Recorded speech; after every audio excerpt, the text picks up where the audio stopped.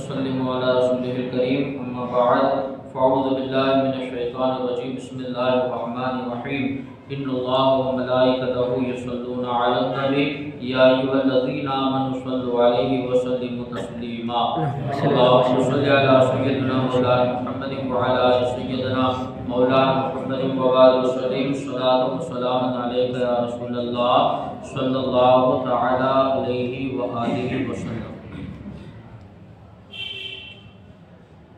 حضرت عیسیٰ علیہ السلام ایک عرصے تک بنی اسرائیل کو تبلیغ و نصیحت فرماتے رہے اور انہیں اپنی نبوت و رسالت کی صداقت پر معجزات بھی دکھائے۔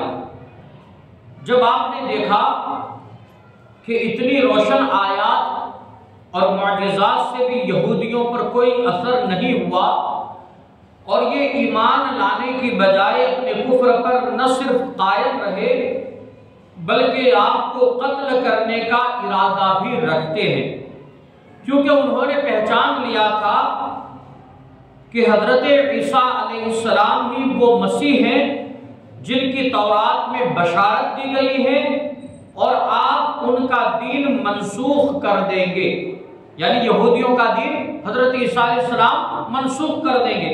تو یہ صورتحال دیکھ کر ایک دن حضرت عیسیٰ علیہ السلام نے لوگوں کو مخاطب کر کے فرمایا من انصاری الی اللہ، اللہ کی طرف ہو کر کون میری مددگار ہوتا ہے، یعنی میری مدد کون کرنے والا ہے؟ حواریوں نے عرض کی ہم اللہ کے دین کے مددگار ہیں، ہم اللہ پر ایمان لائے ہیں اور آپ اس پر گواہ ہو جائیں کہ ہم یقیناً مسلمان ہیں۔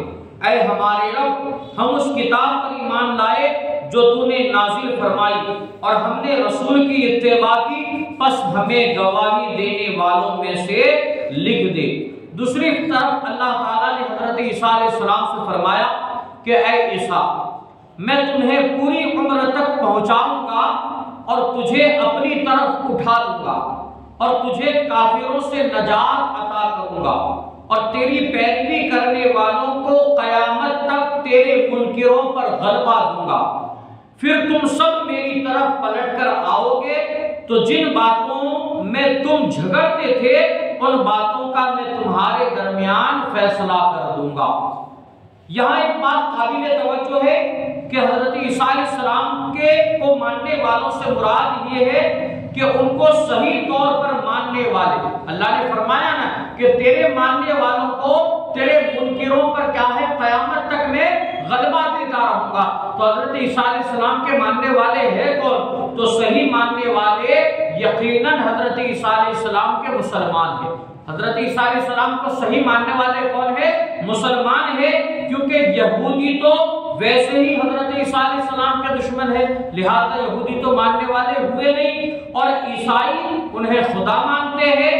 تو یہ ماننا تو بدترین قسم کا نہ ماننا ہے کہ حضرت عیسیٰ علیہ السلام تو فرماتے ہیں کہ میں کیا ہے اللہ کا بندہ ہوں اور اللہ کے سوا کوئی معبود نہیں، لیکن عیسائی کیا کہتے ہیں کہ حضرت عیسیٰ علیہ السلام کیا ہے؟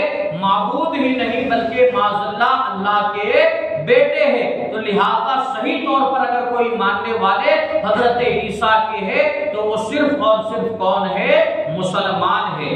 اب ایمان لانے والوں کے علاوہ باقی تمام یہودی اپنے کفر پر جمے رہے، یہاں تک کہ جوش عداوت میں ان یہودیوں نے آپ کو شہید کرنے کا خفیہ منصوبہ بنایا تھا۔ یہودیوں نے معاذ اللہ حضرت عیسیٰ علیہ السلام کو شہید کرنے کا ایک خفیہ کیا ہے منصوبہ بنایا تھا۔ اب اس پر عمل کرتے ہوئے ایک شخص کو آپ کے مکان میں بھیج دیا۔ حضرت عیسیٰ علیہ السلام کے مکان میں ایک شخص کو کیا ہے معاذ اللہ آپ کو شہید کرنے کے لیے بھیج دیا۔ تو اللہ تعالیٰ نے اس شخص کو حضرت عیسیٰ علیہ السلام کا ہم شکل بنا دیا۔ گیا تھا تو اس کی شکل کچھ اور تھی، لیکن جیسے ہی وہ گھر میں داخل ہوا حضرت عیسیٰ کے تو اللہ تبارک و تعالیٰ نے حضرت عیسیٰ علیہ السلام کا ہم شکل اسے بنا دیا اور حضرت جبرائیل کو ایک بدلی کے ساتھ بھیجا جس نے آپ کو آسمان کی طرف اٹھا دیا۔ حضرت عیسیٰ علیہ السلام کو کیا ہے آسمان کی طرف اٹھا لیا. آپ علیہ السلام کی والدہ جوش محبت میں آپ کے ساتھ چمٹ گئی. جب حضرت عیسیٰ علیہ السلام اوپر کی طرف جا رہے تھے نا تو بیٹے کی محبت میں والدہ ماجدہ چمٹ گئی. تو آپ نے فرمایا, حضرت عیسیٰ نے فرمایا کہ امی جان اب قیامت کے دن ہماری اور آپ کی ملاقات ہوگی, اب قیامت کے دن ہماری اور آپ کی ملاقات ہوگی. اور بدلی نے آپ کو آسمان پر پہنچا دیا. یہ واقعہ بیت المقدس میں شب قدر کی مبارک رات میں وقوع پذیر ہوا. حضرت عیسیٰ علیہ السلام کس رات میں اٹھائے گئے؟ شب قدر کی رات میں بیت المقدس سے اٹھائے گئے. اس وقت آپ کی عمر شریف علامہ جلال الدین سیوطی رحمت اللہ تعالی علیہ کے قول کے مطابق 33 سال تھی. کتنی؟